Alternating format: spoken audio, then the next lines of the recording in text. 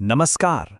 आइए आज के इस एक्सप्लेनर में हम एक ऐसी दिलचस्प और दर्दनाक ऐतिहासिक कथा की गहराई में चलते हैं।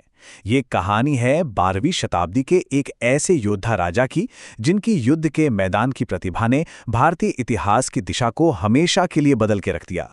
अब जरा सोचिए, क्या कोई इतना बड़ा साम्राज्य सिर्फ इसलिए ढह सकता है क्योंकि उसका राजा अपने सबसे बड़े दुश्मन के प्रति कुछ ज्यादा ही दयालु था? ये एक ऐसा रहस्य है जिसे आज के इतिहासकार अक्सर पृथ्वीराज सिंड्रोम का नाम देते हैं। ये हमें दिखाता है कि युद्ध के मैदान के टड़े उसूलों और जियोपॉलिटिक्स की क्रूर सच्चाई के बीच असल में कितना भारी तनाव होता है। तो इस पतन को समझने के लिए सबसे पहले बात करते हैं इस निडर युवा सम्राट के असाधारण उदय की। इनके बारे में जो किस्से हैं ना, वो सच में हैरान कर देने वाले हैं। सिर्फ आवाज सुनकर तीर चलाना यानी शब्दभेदी बाण में वो माहिर थे। कई भाषाओं और दर्शन शास्त्र का उन्हें गहरा ज्ञान था और मिलिट्री साइंस के साथ साथ वो गणित के भी एक्सपर्ट थे। और अगर उनकी शारीरिक ताकत की बात करें तो कहते हैं कि उन्होंने नंगे हाथों से एक बाघ का जबड़ा फाड़ दिया था। ये सारी बातें उन्हें महज एक राजकुमार नहीं बल्कि ताज पहनने से बहुत पहले ही एक इंटेलेक्चुअल और निडर पावर हाउस साबित करती हैं। और ये टाइमलाइन हमें दिखाती है कि उन्हें कितनी छोटी उम्र में सत्ता के शिखर पर धकेल दिया गया था। जिस उम्र में बच्चे अपना बचपन जी रहे होते हैं, महज 11 साल की उम्र में उन्होंने पूरे साम्राज्य का भारी बोझ उठा लिया। पहले माता कर्पूरी देवी के सफल मार्गदर्शन में और फिर 14 वर्ष की उम्र आते आते उन्होंने पूरे साम्राज्य का कंट्रोल पूरी तरह अपने हाथों में ले लिया। आगे बढ़ते हैं और देखते हैं कि इस युवा शासक ने चौहान साम्राज्य का विस्तार आखिर कैसे किया। गद्दी पर बैठते ही उन्हें सामंती व्यवस्था के कारण कई अंदरूनी खतरों का सामना करना पड़ा, लेकिन उनका अप्रोच बहुत ही सिस्टमैटिक था। गुड़ापुरा में अपने चचेरे भाई नागार्जुन के विद्रोह को कुचलने से लेकर व्यापारिक मार्गों को सुरक्षित करने और दिल्ली को दूसरी राजधानी बनाने तक, इन सारे कदमों ने उन्हें उत्तर भारत का सबसे शक्तिशाली शासक बना दिया।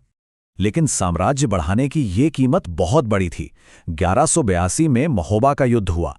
चंदेलों पर जीत तो मिली और इसी युद्ध में वीर सेनापति आल्हा और उदल की बहादुरी इतिहास में अमर भी हुई।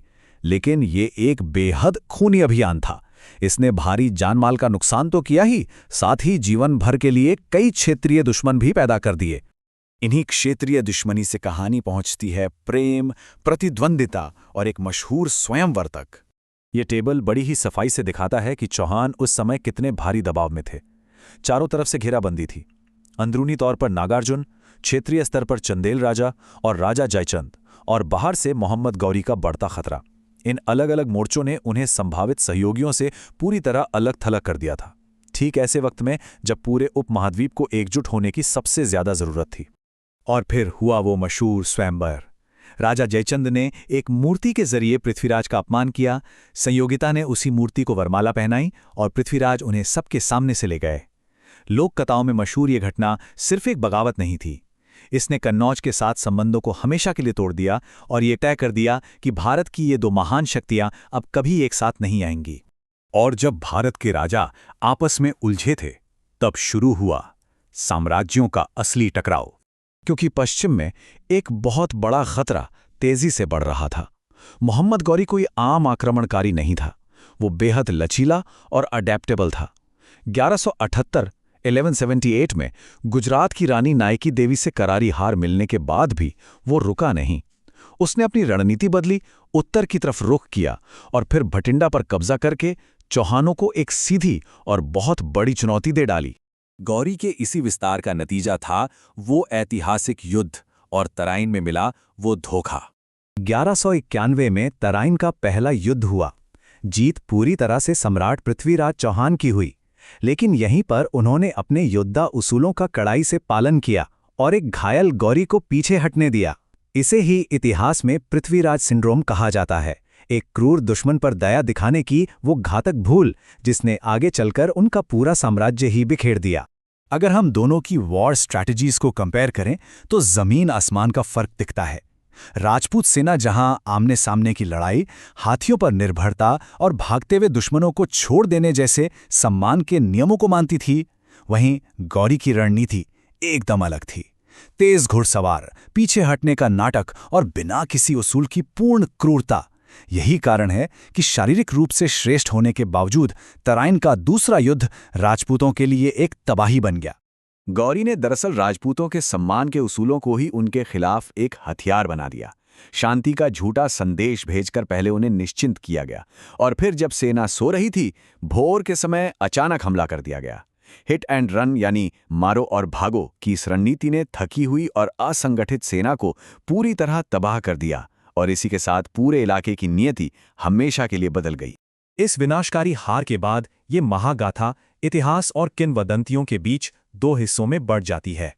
4 बास 24 गज अंगुल अष्ट प्रमाण, ता ऊपर सुल्तान है मच्चू को चौहान। राज दरबारी कवि चंद बरदाई के इन पंक्तियों के बारे में तो आपने सुना ही होगा।